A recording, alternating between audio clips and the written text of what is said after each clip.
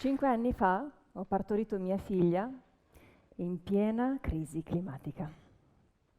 Avevo 25 anni quando inaspettatamente sono rimasta incinta e il mondo mi è crollato addosso. Facevo la modella, lavoro per cui il corpo è giusto un po' importante, quindi lievitare anche di pochi millimetri al giorno voleva dire essere tagliati fuori dal sistema in fretta. Conoscevo il mio compagno da pochi mesi e il mio stile di vita era tutto fuorché impostato sulla cura di un essere vivente. È cambiato tutto con una fretta sgradevole. Io e il mio compagno eravamo pieni di problemi relazionali che si aggiungevano a tutti gli altri problemi che la vita riserva scrupolosamente ad ognuno di noi, il tutto condito dai bisogni urgenti di una neonata che non mi lasciava dormire, non mi lasciava mangiare quando avevo fame, non mi lasciava il tempo e le energie per fare una doccia quando ne avevo bisogno, figuriamoci per coltivare le amicizie. E nel tempo libero facevo lavatrici. Ho dovuto cambiare tutto nella mia vita, anche controvoglia. E non so onestamente dove abbia trovato la forza per affrontare tutto ciò. Probabilmente risulterò scontata, sdolcinata nel dire che forse è stato l'amore per mia figlia a darmi la giusta spinta. Forse è stato anche il banale istinto di sopravvivenza che di fatto tutela l'esistenza della nostra specie su questa terra. Ecco, pensare al futuro di Blue, mia figlia, immaginarlo con le migliori opportunità che ogni genitore desidera per i propri figli, no? Mi è costato uno sforzo in più rispetto ai miei genitori 30 anni fa. Cioè, prima ancora di fantasticare su come potrebbe essere il suo futuro, ho dovuto affrontare l'angosciante consapevolezza che su questa terra potrebbe non esserci affatto un futuro vivibile per lei e la sua generazione. Non ero in depressione postpartum, La mia era pura ecoansia, di cui tra l'altro non mi sono ancora liberata, alimentata dalle evidenze scientifiche e dagli scenari catastrofici previsti se non riusciremo a restare entro i famosi 1,5 gradi, azzerando le emissioni entro il 2050. Nel 2050 mia figlia avrà 33 anni, come Gesù. Così, in caso non bastasse la componente catastrofica in questa storia. Ecco, realizzato tutto ciò, ho iniziato a chiedermi che caspita posso fare io. Ho iniziato a leggere, ad informarmi e ho scoperto la moltitudine di gesti che potevo intraprendere per rendere la mia vita meno impattante, più sostenibile. Niente più carne e derivati, niente più cibo importato fuori stagione o iperimballato. Niente più macchina per ogni minimo spostamento, niente più fast fashion, fast furniture, niente shopping in generale. Basta con i 25 gradi in casa d'inverno e 21 d'estate, basta con le luci accese inutilmente. Basta con i detersivi e i cosmetici inquinanti.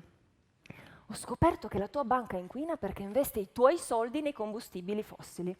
Inquina il tuo caffè in pausa pranzo, inquina la tua festa decorata con palloncini e stoviglie usa e getta, inquini se stai male e vieni ricoverato, inquini persino facendo la cosa più naturale che ti viene, accomodato sul water, contribuisci all'abbattimento di alberi che verranno trasformati in morbida carta igienica sbiancata con cose inquinanti, chimiche, che scivoleranno assieme al resto del misfatto grazie allo scarico di 6 litri d'acqua potabile, gravando sul sistema fognario inquinante. A questo punto qualcuno potrebbe pensare: faccio prima spararmi per essere eco-friendly?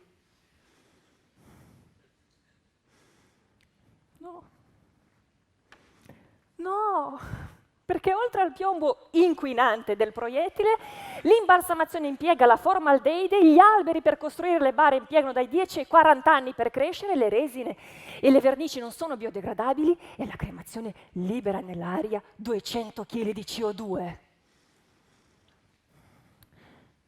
se sei un vero ecologista, non muori.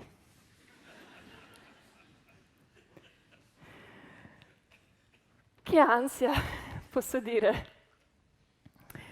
condita con un po' di senso di colpa, di impotenza, che quasi immobilizza, no? La stessa ansia e lo stesso senso di impotenza lo provai io 5 anni fa, quando sono rimasta incinta. Ho dovuto scegliere se restare aggrappata alla mia vecchia vita o accogliere l'opportunità di trasformarla completamente. Ecco, quel che accomuna la mia esperienza genitoriale con la crisi climatica è proprio lo sgomento, la fretta, l'urgenza, l'ansia e l'amore incondizionato per un essere vivente. Un bambino, per crescere sano e sereno, ha bisogno di genitori consapevoli, di cure specifiche, giusto? Così come il futuro della nostra specie su questa terra ha bisogno di cure specifiche e cambi radicali, urgenti nel nostro modo di esistere oggi. È per puro egoismo, per amore verso la nostra stessa specie, che dobbiamo cercare di fare ogni minima cosa per salvarci da noi stessi. Non abbiamo più tempo, non ce l'abbiamo.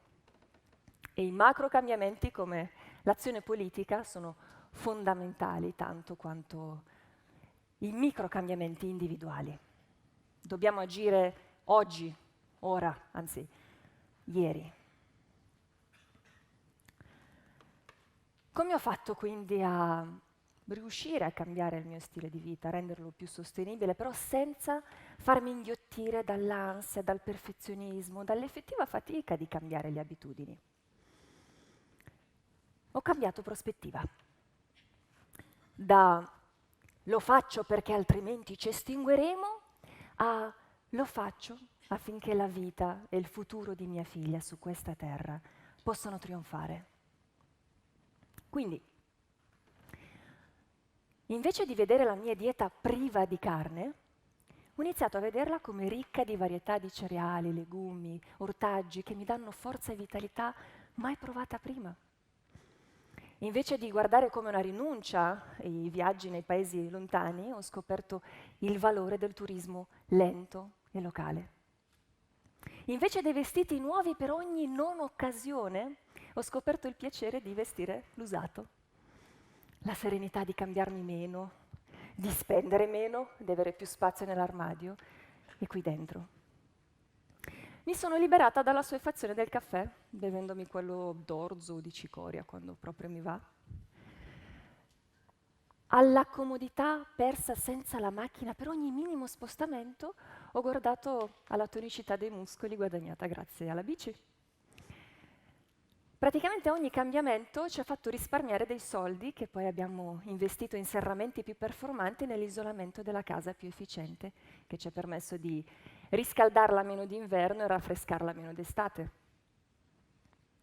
Tutto ciò che è avanzato e che guadagno quotidianamente lo affido ad una banca che li investe nella transizione energetica verso le fonti rinnovabili, in progetti socialmente virtuosi che mi fanno sentire la coscienza più leggera, più appagata.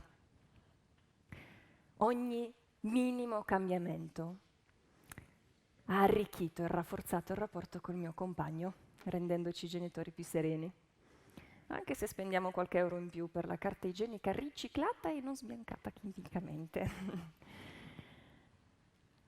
Ecco, io sono convinta che dovremmo smetterla di voler cambiare, di impegnarci in questa transizione ecologica, perché così non soffriremo il caldo estremo, perché non soffriremo la fame, perché così forse non ci estingueremo.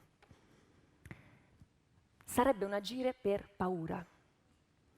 E noi nella paura riusciamo a vedere solo i pericoli, facendoci sfuggire le opportunità che ogni crisi nasconde in sé. Questa crisi climatica è una grande maestra che ha più da darci che da toglierci. Impariamo a vivere la natura, ad evolverci con essa, secondo le sue regole, non secondo quelle del capitalismo, della crescita lineare, del consumismo. Cambiamo prospettiva, guardiamo verso nuovi inizi, guardiamo questa crisi climatica come un fertilizzante per un'esistenza degna di essere chiamata vita sulla Terra.